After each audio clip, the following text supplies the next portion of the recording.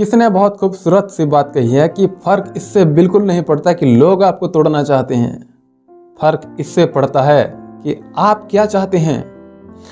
नमस्कार दोस्तों, मैं हूं चंदन बिस्वाल। एक छोटी सी कहानी सुनाता हूं आपको। एक गांव में दो लड़कों की दोस्ती हो गई। एक 8 साल का लड़का और एक 10 साल का लड़का था। दोस्ती बहुत मजबूत होती जा रही थी। दोनों एक साथ स्कूल जाते थे, दोनों एक साथ खेलने के लिए जाते थे। एक दिन साथ खेलते खेलते गांव से बहुत दूर चले गए। वो गेंद से खेल रहे थे, बॉल से खेल रहे थे। बॉल बहुत सुनसान इलाके में पहुंच गया तो वो भी पीछे पीछे चलते गए और उनके जो गेंद थे ना, वो एक पुराने कुएं में गिर जाता है। उस गांव से बहुत दूर था वो कुआं, जो सूख चुका था। जो बड़ा वाला बच्चा था वो बोलता है कि अरे यार, मैं निकाल देता हूं। तो इसी हड़बड़ाहट में, जल्दबाजी में वो नीचे कुएं में गिर जाता है। गेंद तो निकली नहीं बल्कि वो खुद कुएं में गिर जाता है।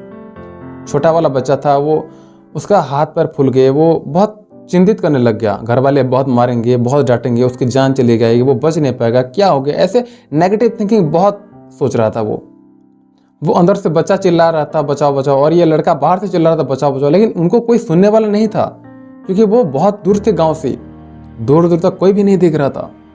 दौड़ के बच्चे ने आसपास देख लिया कि पीने के लिए पानी भी नहीं है, उसके सांस फूल चुके हैं, उसके गले सूख चुका था, वो आवाज नहीं निकल रहा था। समझ नहीं आता कि क्या करें। तभी उसको दूर झाड़ी के पास एक रस्सी और एक बाल्टी दिखाई दिया। वो दौड़ के गया और वो लेके आया।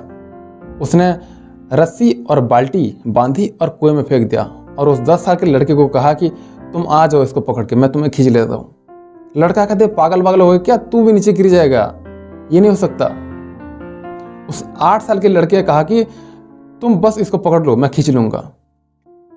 इस 8 साल के बच्चे ने अपनी पूरी जान लगा दी। इसका गला सूख चुका था, उसको बहुत प्यास लग रही थी, हालत खराब थी। उसके बावजूद वो उस रस्सी को पूरे दम से खींचा और उस 10 साल के लड़के को बाहर निकाल दिया। ये सारी जो प्रोसेस है, इस प्रोसेस में रात हो चुकी थी। 9:30-10 बजने को हो गया था।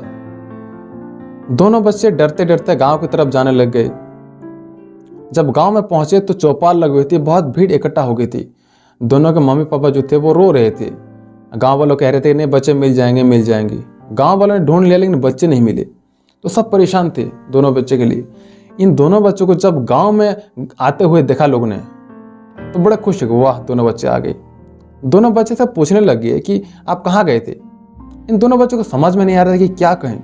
सच बोलेंगे तो मार पड़ेगी, इतने दूर चले गए, कुएं में चले गए, ये सब जो भी था।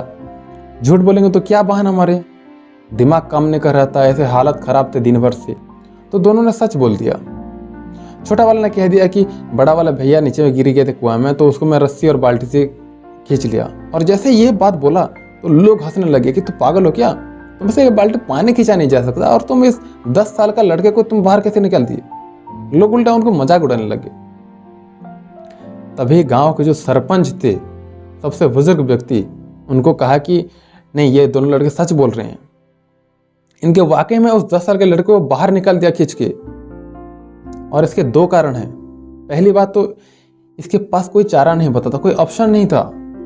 इसे मालूम था कि इसको बाहर ही निकालना है, नहीं तो ये मर जाएगा कुएं के अंदर। और दूसरी बात, उसके पास में कोई आसपास ये कहने के लिए नहीं था कि तुझसे नहीं होगा। ध्यान से सुनना, तुझसे नहीं होगा। तो बच्चे वो सच कह रहे हैं। जीवन में आप जब भी सक्सेस पाना चाहते हैं तो 2 बातें हमेशा याद रखना कि पहली बात, कोई ऑप्शन नहीं बचा है, चारा नहीं बचा है, ये करके ही दिखाना है।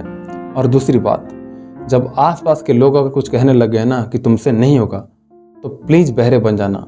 उनकी बातों को कानों में मत लेना और ना सुनना उनकी बातों को, और वो काम आप करके दिखाना। इसलिए हमेशा मैं आपको कहता हूं कि हर एक छोटी सी कहानी हमें बहुत कुछ सिखाती है।